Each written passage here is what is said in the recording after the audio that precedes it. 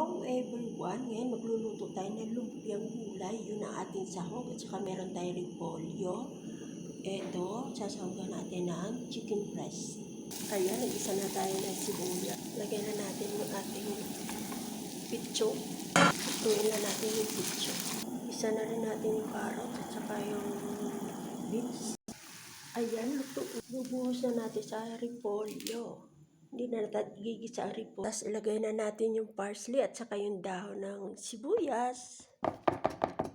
Ayan, nahalo na natin. Saka natin balutin. Itong ating gagawin ay wrapper na sambusa. Try lang natin, sayang naman. Ayan, nakabalot na tayo. Iba-iba ang size. Ayan, magprito na tayo.